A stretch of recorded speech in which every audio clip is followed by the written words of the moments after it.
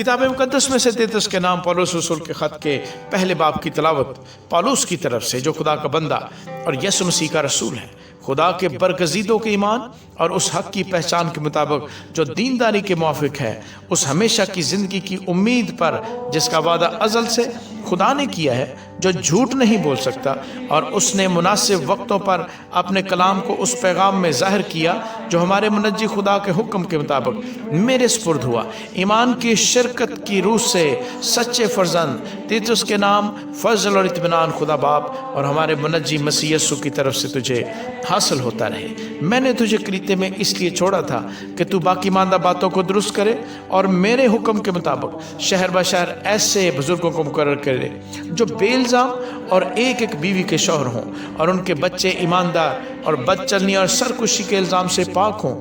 کیونکہ نگہبان کو خدا کا مختار ہونے کی وجہ سے بے الزام ہونا چاہیے، نہ خود رائے ہو، نہ غصہ ور، نہ نشے میں غل مچانے والا، نہ مار پیٹ کرنے والا، اور نہ ناجائز نفع کا لالچی، بلکہ مسافر پرور، خیر دوست، متقی، منصف مزاج، پاک اور ضبط کرنے والا ہو، اور ایمان کے کلام پر جو اس تعلیم کے موافق ہے قائم ہو، تاکہ صحیح تعلیم کے ساتھ نصیحت بھی کر سکے اور مخالفوں کو قائل بھی کر سکے، کیونکہ بہت سے لوگ سرکش اور بیہودہ کو اور دغا باز ہیں، خاص کر مختونوں میں سے۔ ان کا منہ بند کرنا چاہیے۔ یہ لوگ ناجائز نفع کی خاطر ناشائستہ باتیں سکھا کر گھر کے گھر تباہ کر دیتے ہیں۔ انہی میں سے ایک شخص نے کہا ہے، جو خاص ان کا نبی تھا، کہ کوریتی ہمیشہ جھوٹے موذی جانور عہدی کھاؤ ہوتے ہیں۔ یہ گواہی سچ ہے، پس انہیں سخت ملامت کیا کر تاکہ ان کا ایمان درست ہو جائے اور وہ یہودیوں کی کہانیوں اور ان آدمیوں کے حکموں پر توجہ نہ کریں جو حق سے گمراہ ہوتے ہیں۔ پاک لوگوں کے لیے سب چیزیں پاک ہیں، مگر گناہ آلودہ اور بے ایمان لوگوں کے لیے کچھ بھی پاک نہیں، بلکہ ان کی عقل اور دل دونوں گناہ آلودہ ہیں۔ وہ خدا کی پہچان کا دعویٰ تو کرتے ہیں، مگر اپنے کاموں سے اس کا انکار کرتے ہیں، کیونکہ وہ مکروہ اور نافرمان ہے اور کسی نیک کام کے قابل نہیں۔ آمین۔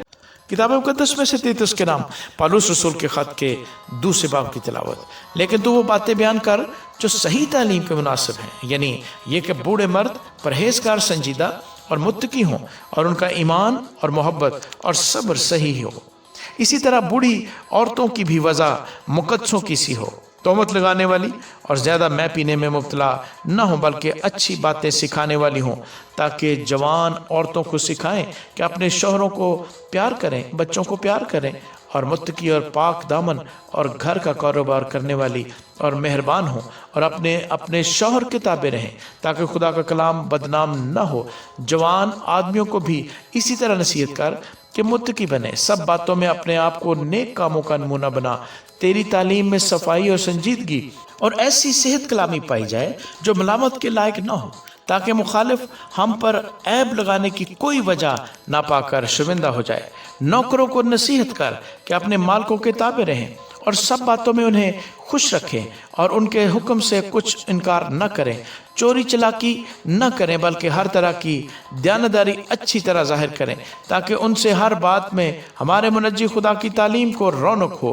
کیونکہ خدا کا وہ فضل ظاہر ہوا ہے جو سب آدمیوں کے نجات کا باعث ہے، اور ہمیں تربیت دیتا ہے تاکہ بے دینی اور دنیوی خواہشوں کا انکار کر کے اس موجودہ جہان میں پرہیزگاری اور راست بازی اور دینداری کے ساتھ زندگی گزارے، اور اس مبارک امید یعنی اپنے بزرگ خدا اور منجی یسوع مسیح کے جلال کے ظاہر ہونے کے منتظر ہیں، جس نے اپنے آپ کو ہمارے واسطے دے دیا تاکہ فدیہ ہو کر ہمیں ہر طرح کی بے دینی سے چھڑا لے، اور پاک کر کے اپنی خاص ملکیت کے لیے ایک ایسی امت بنائے جو نیک کاموں میں سرگرم ہو۔ پورے اختیار کے ساتھ یہ باتیں کہہ اور نصیحت دے اور ملامت کر کوئی تیری حقارت نہ کرنے پائے۔ آمین۔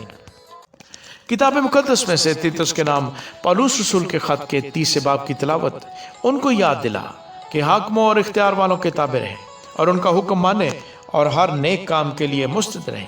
کسی کی بدگوئی نہ کریں، تکراری نہ ہو، بلکہ نرم مزاج ہوں، اور سب آدمیوں کے ساتھ کمال حلیمی سے پیش آئیں، کیونکہ ہم بھی پہلے نادان، نافرمان، فریب کھانے والے اور رنگ برنگ کی خواہشوں اور عیش و عشرت کے بندے تھے، اور بدخواہی اور حسد میں زندگی گزارتے تھے، نفرت کے لائق تھے اور آپس میں کینہ رکھتے تھے، مگر جب ہمارے منجی خدا کی مہربانی اور انسان کے ساتھ اس کی الفت ظاہر ہوئی تو اس نے ہم کو نجات دی، مگر راست بازی کے کاموں کے سبب سے نہیں جو ہم نے خود کیے، بلکہ اپنی رحمت کے مطابق نئی پیدائش کے غسل اور روح القدس کے ہمیں نیا بنانے کے وسیلے سے،